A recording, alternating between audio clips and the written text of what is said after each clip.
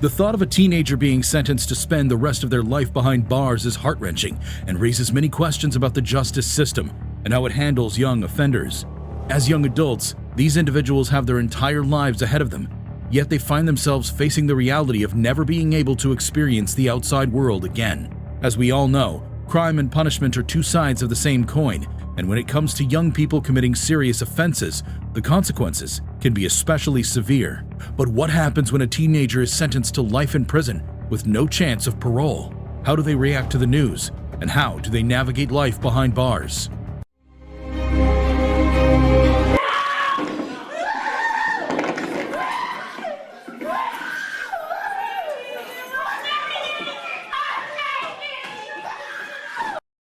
Shondell Jackson. 21-year-old Nathan Potter seemed to have a beautiful life ahead of him. At 19, he's already a film student at the University of Wisconsin-Milwaukee. He probably already made plans with his family and friends about the next direction of his life after school. But this wasn't to be. 19-year-old Jackson Shondell, with his accomplice, 20-year-old Derek J. Thomas, sighted Potter walking to his apartment on that fateful day, sized him up, and deemed him a fine target to rob. Thomas was to be the lookout while Jackson robbed Potter.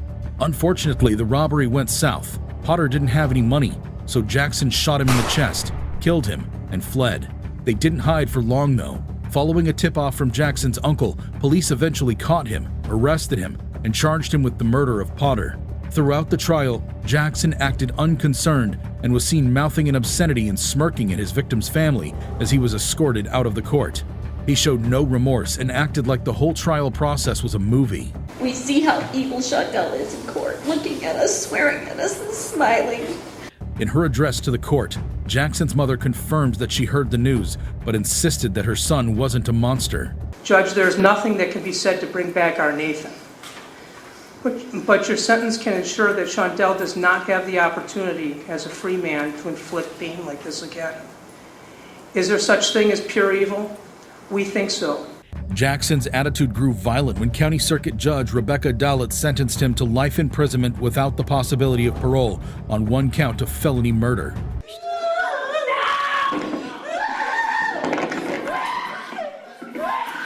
He cursed the judge and had to be wrestled to the ground, pepper sprayed, and restrained by court officers. While the commotion was ongoing, a member of Jackson's family was heard telling Potter's family that she hated them. Another also remarked that God is the judge. These reactions made people suggest that Jackson's violent attitude might be a family thing.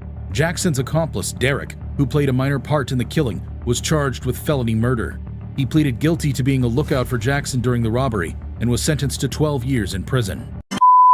The jury would convict her on a lesser charge, perhaps accessory to murder or manslaughter.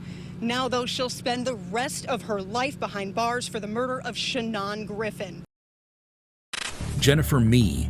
Born on July 28, 1991, Jennifer became an internet sensation when videos of her uncontrollable hiccup appeared online. She noted that she hiccuped 50 times a minute and was nicknamed the Hiccup Girl. Mee searched everywhere for a cure and appeared on several television shows. She even appeared on NBC's Today Show on multiple occasions. Her health condition made her a celebrity sought after by national media. Yeah. First, it's kind of funny. It's not funny, is it? Not no more, anymore? it's not. No. After trying several products promised as a cure for her hiccup to no avail, Dr. Bob Lind finally treated her for a hiccup. Cured of the hiccup which made her famous, she was no longer the Hiccup Girl, and her popularity fizzled out. It was unclear what her reasons were, but Mee reportedly ran away from home and started dating a man named Lamont Newton. In collaboration with Newton, Mee devised a way to rob victims online by setting them up. For her plan to work, she also recruited LaRon Rayford. In 2010, Shannon Griffin fell in their net. Mee, 19 at the time, lured Griffin to the house where she stayed with Newton and Rayford. They robbed the man, shot him 4 times, and killed him.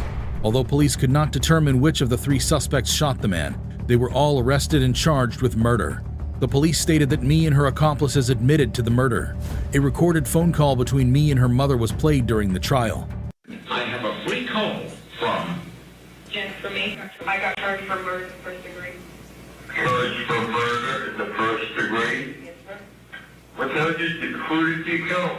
I didn't do nothing. I was just there at the wrong time, at the wrong place. Mee was convicted of first-degree murder in 2013 and sentenced to life imprisonment without parole. Her accomplices, Newton and Rayford, were also sentenced to life imprisonment without chance of parole.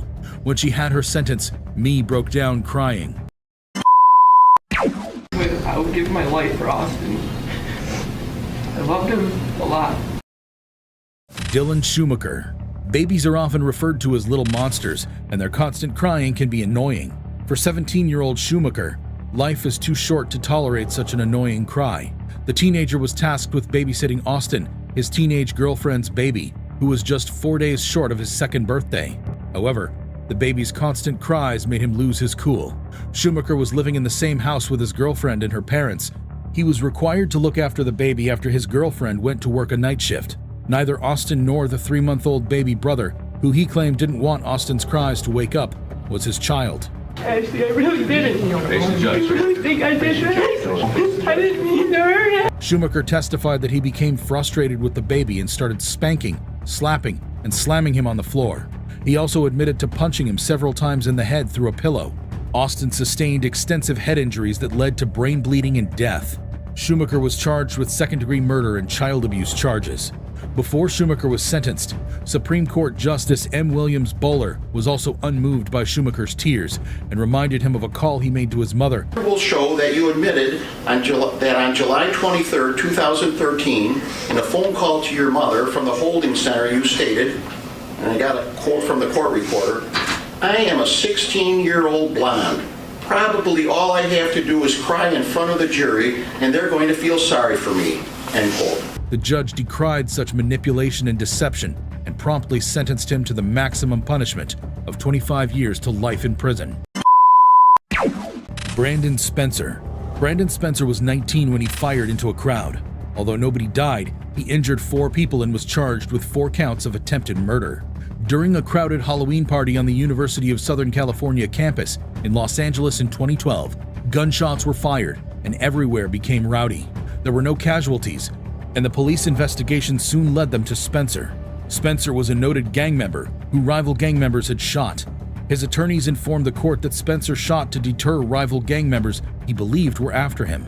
Indeed, one of the young men suspected of shooting Spencer in the stomach in 2011 was among those Spencer's shots injured. Many people attested to Spencer's good behavior during the trial, including an LAPD officer. His attorneys pointed out his lack of criminal record. However, prosecutors argued that his gang life and a gun connection were negative, and that if you shoot into a crowd, you're willing to kill someone. What happened, Your Honor, but came to life in prison, and I'm not a bad person, but I made mistakes. But I'm not just some gangbanger that she tried to betray me at. Spencer insisted that he was innocent. When Edmund Clark Jr., the Los Angeles Superior Court judge, sentenced him to 40 years imprisonment, Spencer started crying and hit his head on the table. Martise Fuller. Kaylee Juga, who was 15 then, and her mother, Stephanie Juga, have been planning a family camping trip. Unknown to them, the trip was never going to happen. Kaylee broke up with her boyfriend Martise Fuller weeks ago and was listening to music in her room when the tragedy occurred. Almost everyone has had to deal with heartbreaks and breaking up, while some had to find creative ways of winning back their partner's affection or nursing their broken hearts. Fuller had a different idea. Fuller blames Kaylee for his woes after being expelled from school and banned from the football team. On May 9, 2019, he snuck up to Kaylee's room with a handgun. Fuller was a regular at the house and knew his way around the house. Once inside Kaylee's room, the 15-year-old Fuller shot her 5 times. The mom heard gunshots and came out to investigate, and Fuller turned on her, shooting her twice before running away. Fortunately, she survived. Fuller was arrested soon after and charged with murder, attempted murder, and burglary. He maintained that he was innocent during the trial, even though the police found the gun he gave a relative to dispose of matched the one used in the crime. Even as Kaylee's mother, who saw him, testified, "I heard a shot. I stopped in my doorway, and I looked at him, and I said, 'Oh my God, Martise.' I said, 'Please, you don't have to do this.' And he looked at me, and he said, 'Yes, I do.'" When Fuller was allowed to address the court, he maintained that he was innocent and blamed the media for painting him black. "I saw you assert your constitutional rights in a trial that you had every right to do. But I watched as Mrs. Juga, the woman you attempted to kill, testified bravely, while you showed not one semblance of compassion or remorse." Fuller was sentenced to life imprisonment without the possibility of parole. He showed no flicker of guilt as the judge announced his sentence. Which of these reactions moved you the most? Is the punishment these teenagers were given commensurate with the crime? Let me know what you think in the comments section.